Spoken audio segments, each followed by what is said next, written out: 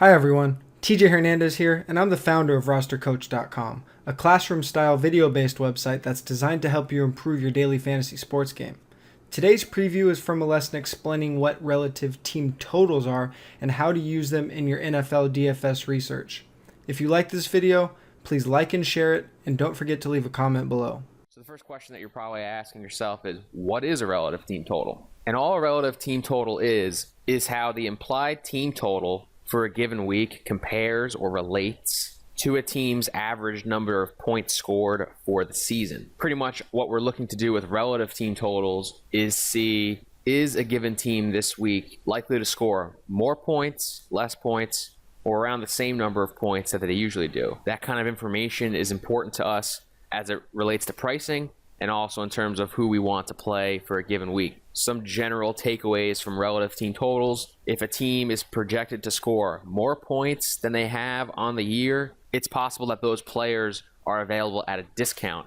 Perhaps the pricing is based more on recent performance than projected performance, and in that case, you can get yourself a bit of a bargain. Also consider ownership, because maybe a team hasn't been playing very well, but then in a particular week, they're projected to score, a touchdown more than they have on average during the season. Those players probably will not only produce overvalue expectations, but they'll also be relatively low owned in tournaments because, in general, I would say recent performance is the biggest driving point for ownership. Obviously, we have to consider the other side of that coin as well. If a team is projected to score less points than they usually do, there's a really good chance that they are both overpriced and overowned. So relative team totals can go a long way in helping us to determine players that we want to have exposure to in a given week. Now, since we're working off of point average during the season, this is one of the indicators that I would consider to grow stronger as the season wears on. Obviously, the more information that we have about a given team, the more reliable we can consider their average point total with respect to the current week projection in the implied point total. So I like to also consider the previous year average scoring as an extra variable just to help us through the early parts of the season. So you can see here, I have the spreadsheet that I used in the previous video on implied team totals,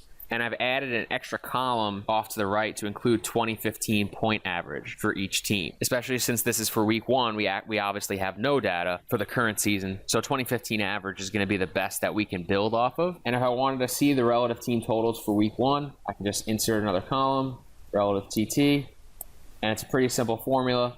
I just need to subtract the implied total by the 2015 average. Okay, and I can copy that formula all the way down. Okay, so you can see everywhere I have a relative team total. Again, just like in the previous video, it's probably a good idea to add a heat map. So let's do that. Conditional formatting, color scales, and again, bigger is better. So let's go green on top, red on bottom. Okay, and now we can see both visually and in the numbers the kinds of teams that we're expecting to score more than they did last year in week one. Again, it's really important to understand that many things have changed in football since last season, so these numbers aren't necessarily going to be incredibly predictive.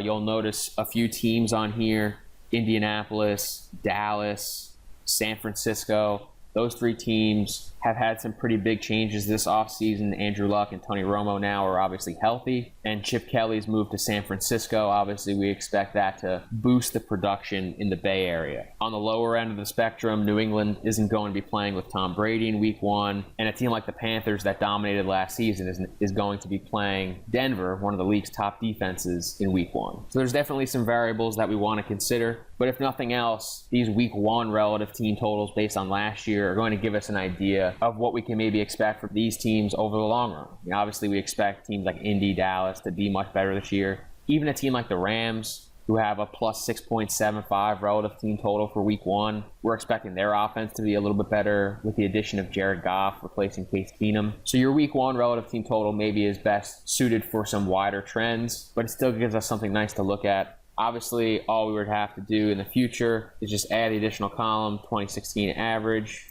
and that relative TT, but we're going to have this information accessible to us all year. So again, this is a really nice tool for us to use. Average points scored in a season is also something that's really easy to find Obviously, all your main sites, ESPN, Pro Football Reference, NFL.com, etc. Any real website that has NFL statistics is going to carry points per game. So this is something that really will only take a couple minutes each week to update and can give you some really nice information as to who you should play in a given week.